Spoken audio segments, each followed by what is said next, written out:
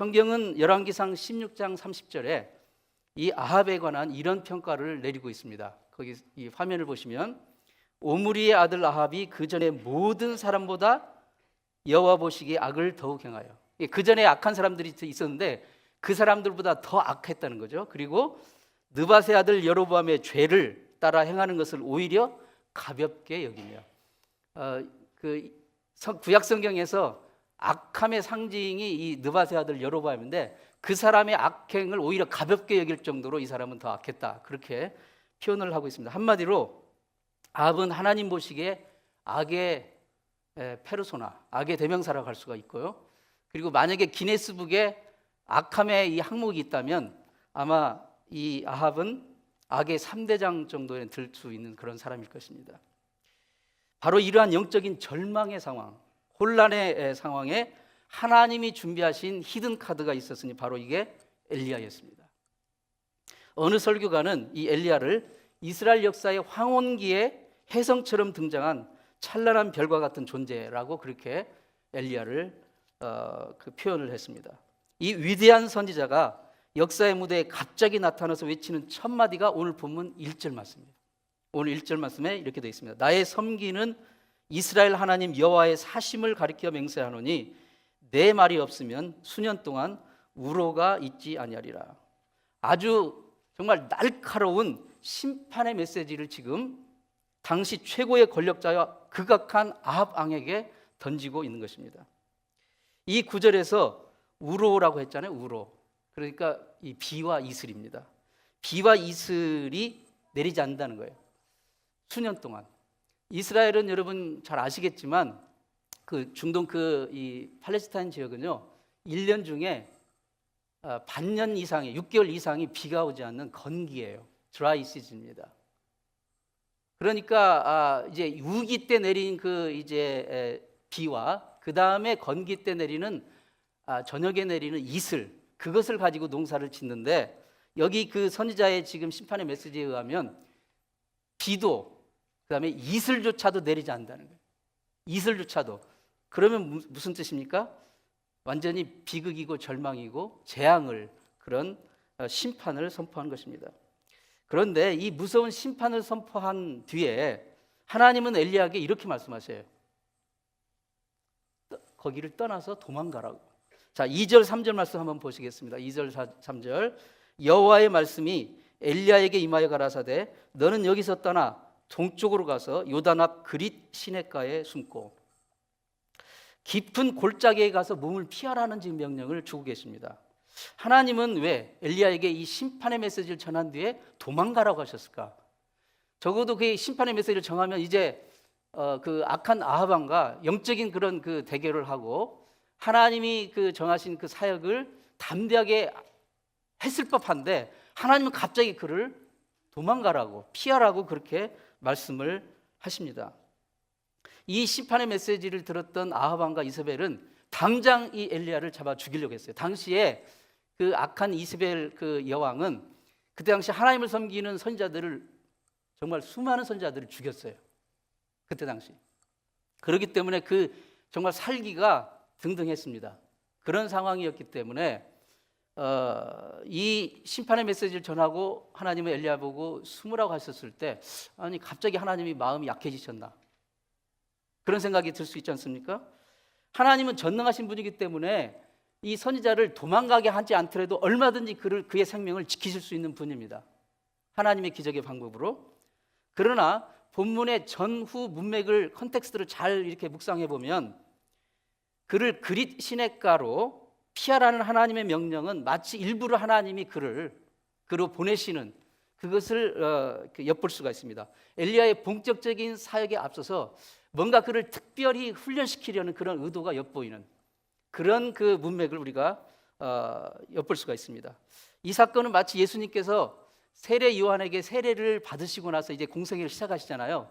그런데 바로 시작한 게 아니고 성령에 이끌려 어디로 가셨죠? 광야로 가셔서 40일 동안 금식하시면서 기도하시면서 마귀의 시험을 받으셨어요. 그리고 나서 본격적으로 공생애를 시작하신 것입니다. 마치 그 장면이 연상이 되는 그 장면이라고 할 수가 있습니다. 자, 3절과 4절 말씀을 보면 하나님의 명령과 그리고 하나님의 약속이 나옵니다. 하나님의 명령과 하나님의 약속. 자, 그리 시냇가에 가서 숨어라. Hide yourself. 숨어라. 그리고 그 물을 마셔라. 명령이죠. 시냇물을 마셔라. 명령이죠. 그러면 내가 까마귀를 보내어서 너를 먹이게 하리라. 이것은 하나님의 약속입니다. 자, 보세요. 하나님의 명령이 있고 하나님의 약속이 있습니다. 이 구절에 엘리야가 숨어서 하나님의 명령에 순종해서 숨었어요. 그리고 하나님의 명령에 순종해서 시냇물을 마시면 하나님이 약속하신 까마귀를 보내서라도 그를 반드시 먹이고 책임져 주시겠다는 약속을 지금 하고 계십니다. 그러자 엘리야는 즉각 행동으로 순종을 실천했습니다. 5절 말씀 보시겠습니다. 저가 여호와의 말씀과 같이 가요 곧 가서. 한글은 굉장히 그 원문을 잘 표현해서 영어는 조금 좀 부족한 것 같아요. 거기 보면 곧 가서라는 그런 그 즉각성을 이렇게 표현을 하고 있는데 원문은 그것이 드러나지만 영어는 조금 그게 생략이 된 것 같습니다. 좀 아쉬운 부분이 있어요. 영어 그 번역은 전혀 지체함이 없어요. 엘리야는 하나님의 말씀을 듣는 즉시 순종하는 그런 모습을 보이고 있습니다. 여러분, 순종은 즉각적이어야 합니다. 순종을 미루면 그것도 또 하나의 불순종이 되는 거예요. 예나 지금이나 성도의 기본 자세는 이것입니다. 주님이 말씀하시면 즉각 순종하겠습니다. 우리가 하나님의 말씀을 읽을 때 그리고 말씀이 선포되는 설교를 들을 때 내 마음속에 하나님의 그 감동이 있으면 즉시 순종함으로써 우리는 예수님의 길을 따라가는 자들이 되는 것입니다.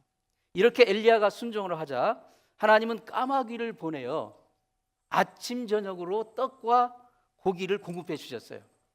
떡과 고기.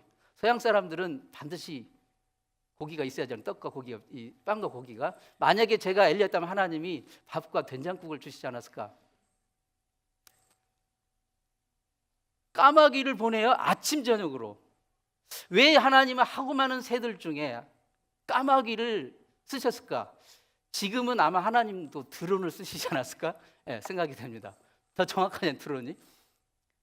근데 까마귀는요 좀 재미있는 새입니다.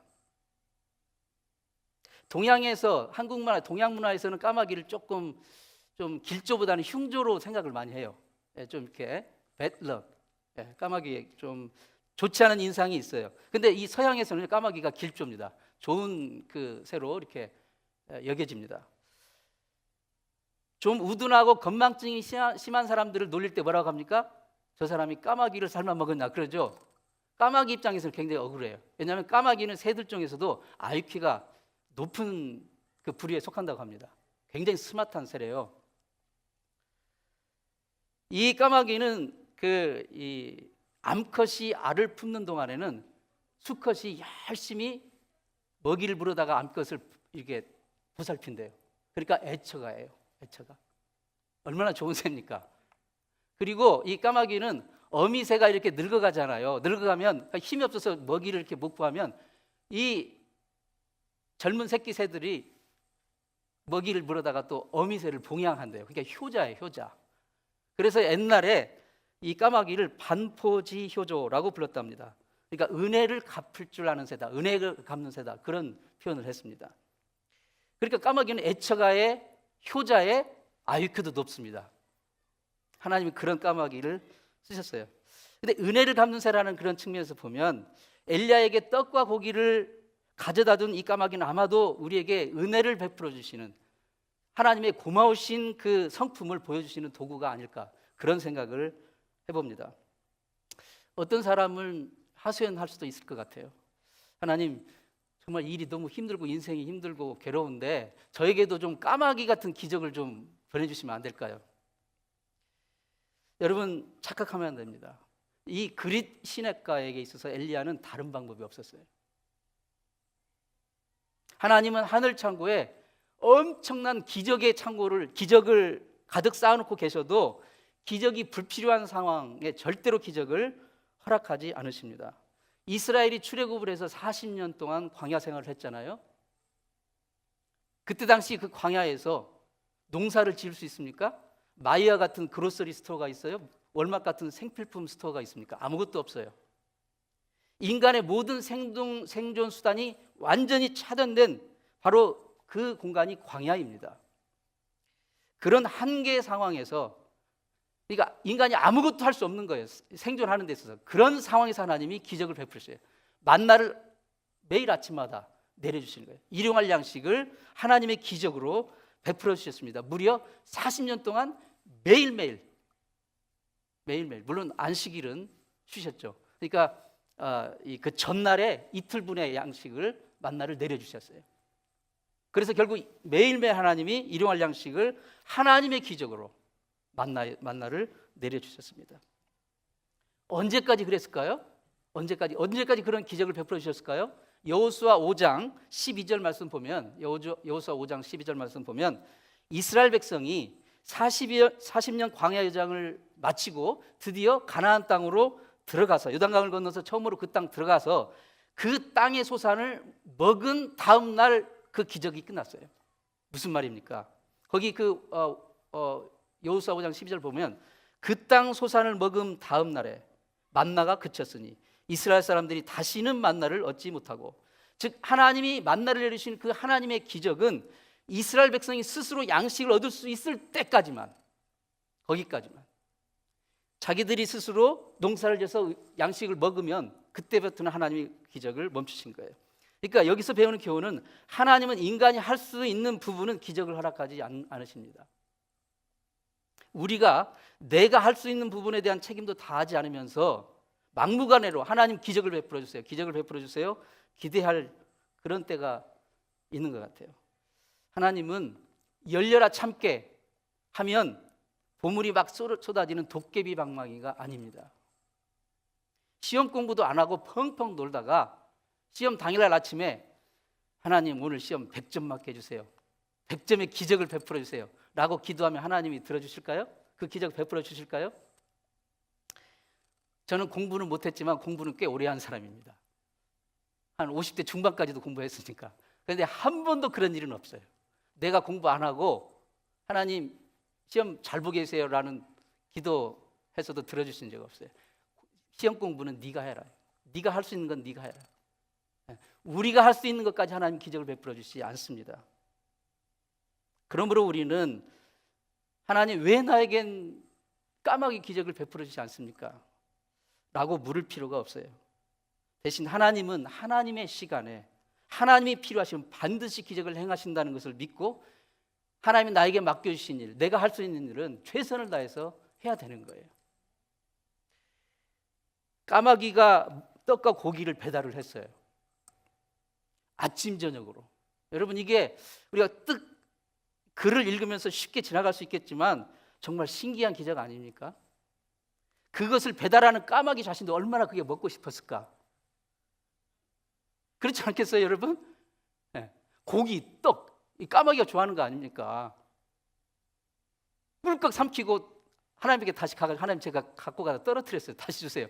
그럴 수도 있지 않겠습니까? 그런데 한 번도 배달 사고를 내지 않고 아침 저녁으로 떡과 고기를.